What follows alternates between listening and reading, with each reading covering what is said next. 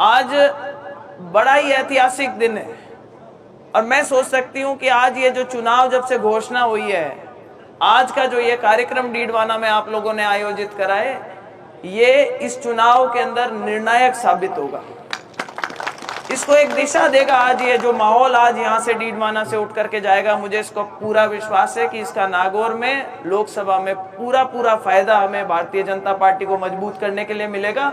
तो पहले तो आप लोगों को बहुत बहुत साधुवाद जो आपने आज ये मीटिंग यहाँ पे ऑर्गेनाइज कराई।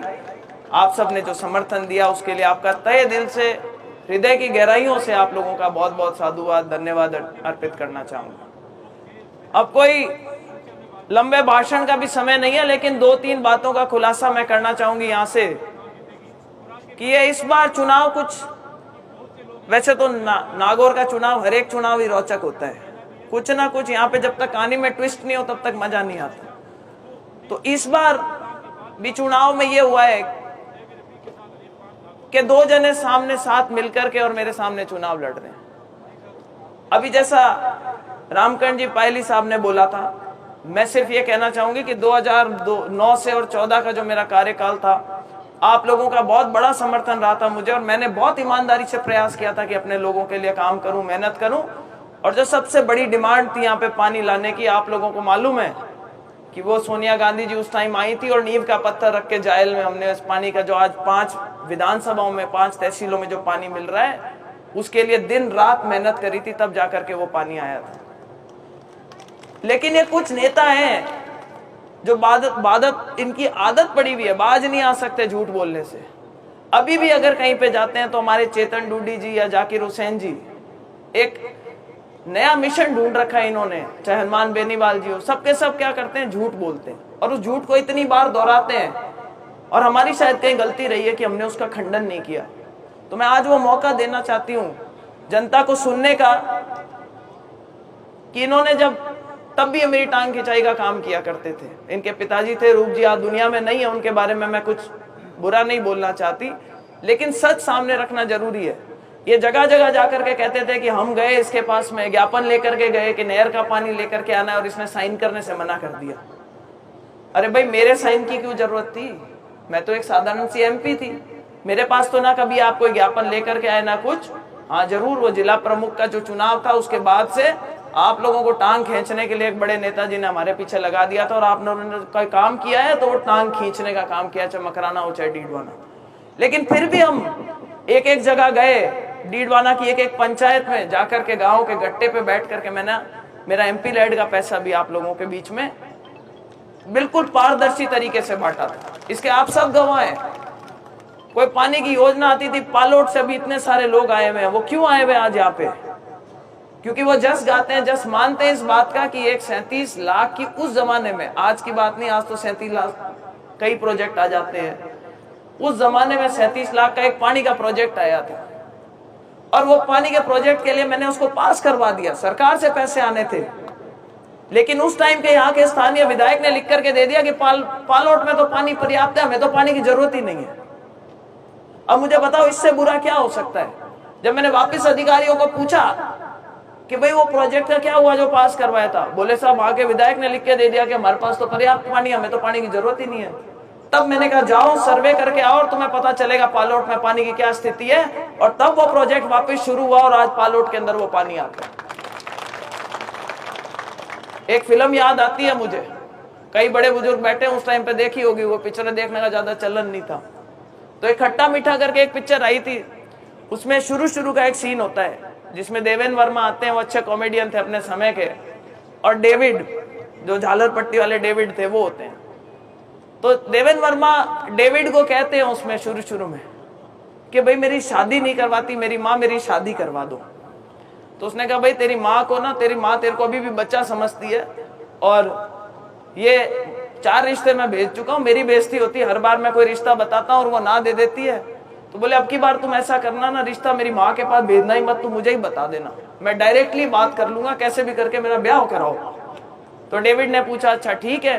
तो वो पूछते हैं कि अच्छा भाई तुम में कोई गलत आदत है? बोला नहीं। बोले बीड़ी सिगरेट पीते हो? कहते मतलब ही नहीं। कि भाई दारू वारू पीते हो? कि बोले मैं अच्छा आदमी हूं, मैं दारू नहीं पीता। तो बोला जुआ हुआ? बोले कोसों दूर रहता हूं। तो बोला भाई कोई कमी है क्या तेरे में? तो थोड़ी देर सोच के कहता है मैं झूठ बहुत बोलता हूं। तो भाई आदमी जब झूठ बोलता है तो उसमें तो वो कुछ भी चला सकता है। अभी मेरे रास्ते में आते टाइम किसी ने मुझे लिंक भेज दिया, हनुमान जी इस बार कांग्रेस के साथ गठबंधन करके बोतल का निशान लेकर के आप लोगों के बीच में आए। और अभी भाषण में अपने बोल रहे थे कि भाई ये ज्योति मिर्धा वो ज्योति मिर्धा है जिससे तो अपना बजट का पैसा जो था, जो आप लोगों के लिए था, वो भी खर्च नहीं करा गया। मतलब इतना सफेद झूठ। आप लोगों को पता है मेरा शुरू में 2 करोड़ का बजट था 2 साल तक, उसके बाद मेरा 5 करोड़ का बजट हुआ, तो मेरा टोटल 19 करोड़ का बजट बना था जो मेरा कार्यकाल था उसमें। और हमें ये ज्ञान पहले ही लोगों ने दे दिया था कि जितना आपका बजट होता है उससे थोड़ा 19-20 ज्यादा ही देना, क्योंकि कई बार क्या होता है कि कोई टेक्निकल दिक्कत आ जाती है, वो बजट लग नहीं पाता और फिर आपका बजट बच जाता है।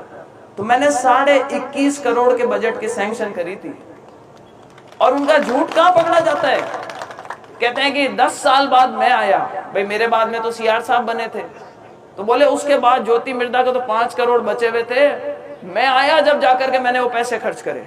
अब कोई बताया कि भाई मेरे तो बीच में 5 साल तक आदरणीय सीआर चौधरी जी मंत्री भी रहे और उन्होंने भी अपना बजट इस्तेमाल कर लिया। तो मतलब पहले ये कहा करते थे कि ये बजट लैप्स हो गया, फिर इनको किसी ज्ञानी ने बताया कि यार पढ़े लिखे हो, डिग्री तो आपके पास भी लॉयर की है, बोलो तो कोई ऐसा झूठ तो बोलो जो चल जाए। तो बोले कि ठीक है, क्योंकि एमपी लाइट का पैसा लैप्स नहीं होता कभी भी। तो फिर अब उन्होंने नई एक कहानी, ये झूठ के जनरेटर हैं इनके, अगर मैं कहूँ कि तार लगा दो ना 2 तो ये इतनी बत्तियां झुपा दे, झूठ बोल बोल करके गांव के अंदर रोशनी कर दे। इतना इन्होंने अपना काम चलाया और पब्लिक को बेवकूफ बनाने का काम किया है। अभी भी कई जगह अभी क्या भाषण दे रहे थे कि बोले अब की बार और भी बढ़िया है, अब की बार बोतल का चिन्ह आया है और हाथ में जब बोतल हो, तो मैंने कहा भाई हाथ में जब बोतल हो तो सबको काला ही होता है। भाई शौक पूरा कर सकते हो लेकिन समाज का कल्याण नहीं हो सकता हाथ में जब बोतल होती है तब। तो उनको समझना चाहिए कि भाई जनता अब समझ गई उनके कारनामे। 15 दिन तक नाक रगड़ते रहे उस दिल्ली में बैठ करके एक नेता के कैसे ही करके मेरा गठबंधन करा दो, और आज बातें करते हैं कि ज्योति मिर्धा वसुंधरा जी के चरणों में जाके पड़ी रहती है। अरे कौन किसके चरणों में पड़ा रहता है तो सारी दुनिया को पता है। मैंने नाक नपवाई थी उनकी, रगड़ रगड़ के आधा इंच छोटी हो रखी है दिल्ली में अपना टिकट लेने के चक्कर में, सिर्फ ये गठबंधन कराने के लिए। और जो गलती भारतीय जनता पार्टी ने करी थी कि पहले बहुत प्रयास किया इन्होंने कि भारतीय जनता पार्टी के साथ गठबंधन कर लूं, तो उन्होंने तो इतने हाथ जोड़ के कहा बापूड़ा मान तो बख्श दो, और माँ के तो घनी चोट उतर गई, आगे कोई गलती पाची कौन करा। मैं तो बीजेपी तो करे को नहीं पाऊं गठबंधन। कांग्रेस में गया जनाब नेताओं ने, एक सगला नेता ने, लोकल कोई नेता कौन चाहता कि भाई ए आपका चेतन डूडी जी के अलावा ए लेर गया बने के गठबंधन करो। क्यों भाई? कांग्रेस के पास में कैंडिडेट नहीं था क्या? अपन कहते हैं नागौर सबसे ज्यादा कांग्रेसी अगर कोई जिला अगर है पूरे राजस्थान में तो वो अपन बोला करते थे नागौर है। तो भाई नागौर की सीट गठबंधन में देने का क्या मतलब? कांग्रेस क्या इतनी कमजोर थी यहाँ पे? और शायद वो कांग्रेस की कमजोरी थी कि जिसकी वजह से 2 पार्टियां मिलकर के चुनाव लड़ रही है। तो रामकंठ जी, कमजोरी मेरी नहीं थी और कमजोरी मेरे सामने बैठे हुए लोगों की नहीं थी। इन्होंने तो 2009 में भी अपना आशीर्वाद रखा, 2014 में आप लोगों ने मुझे उससे ज्यादा वोट दिए, मुझे कहीं पब्लिक ने कभी धोखा नहीं दिया। 2019 में मुझे उससे भी ज्यादा वोट दिए, पब्लिक ने मुझे वहां भी धोखा नहीं दिया। षड्यंत्र करा तो कुछ नेताओं ने मिलकर के करा था, क्योंकि वो नहीं चाहते थे कि ज्योति मिर्धा आकर के राजनीति में अपने पैर जमा ले, कि इसके कुछ खुद का कोई लोभ लालच नहीं है, सक्षम है, पढ़ी लिखी है, कहीं ऐसा नहीं हो कि आकर के और 20 साल तक यहाँ हमारी छाती पे बैठ करके और चौधर करे। तो ये पब्लिक अब समझ गई है, नागौर की जनता समझ चुकी है। और जैसा भाव आप लोगों के आज मन में है ना, इस तरीके का भाव मैं आज दौरे कर रही हूँ, पंचायत के दौरे कर रही हूँ। आज मैं जायल के दौरे छोड़ करके आप लोगों के बीच में आई हूँ और अभी वापस जाकर के अपना कार्यक्रम जारी रखूंगी। जहां जाते हैं वहां पर ये लोगों के मन में इस बार कहीं ना कहीं इस बात की टीस भी है कि सब मिलकर के हराने के लिए पहुंच जाते हैं।